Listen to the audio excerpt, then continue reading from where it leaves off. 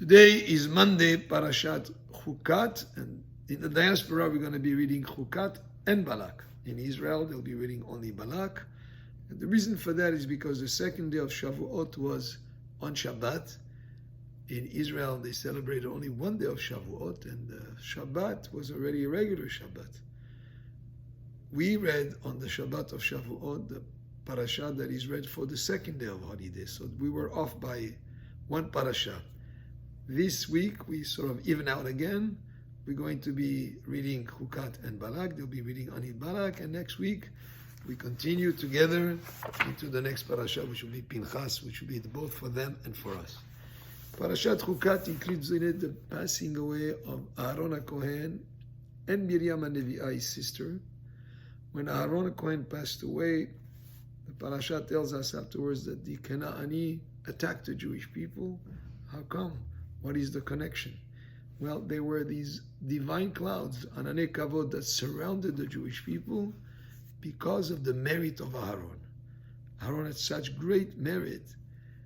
He was a person who loved peace, who pursued peace. He was a person who had midot tovot. He was the high priest for Am Yisrael. He had such great merit that because of his merit, all of the Jewish people were protected by the divine clouds, that when he passed away, they sort of evaporated. Miriam HaNevi'ah, because of her zechut, her merit, the Jewish people were given Be'er Miriam, a well, a traveling well that traveled with them in the desert and provided them water. When she passed away, the well sort of dried up. So again, because of her zechut, her merit, she was able to provide water for all of the Jewish people in the desert. So we see here the great value of the zechut, of the tzaddikim.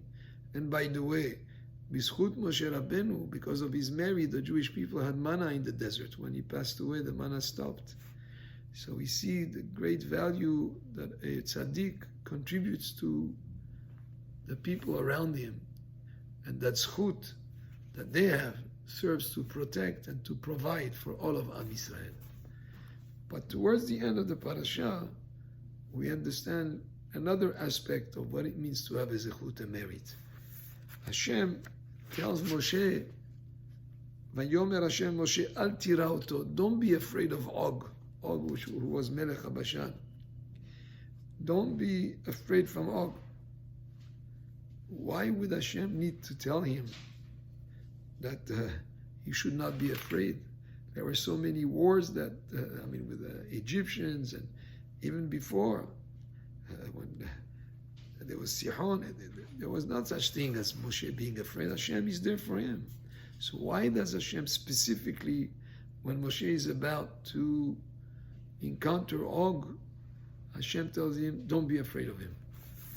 And according to Hachamim, the Yalkut Shimoni brings an idea that is very important to understand the merit of a chesed that a person does. Even if he's not a tzaddik, just that merit of one chesed that a person does could come to serve to protect him. Og was the person who told Avraham Avinu many years earlier that Lot, his relative, was taken as a captive.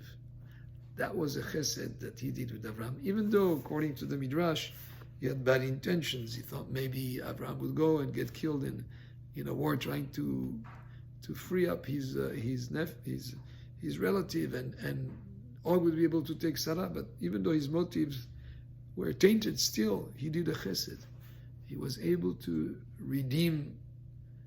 have Abraham redeem Lot from captivity.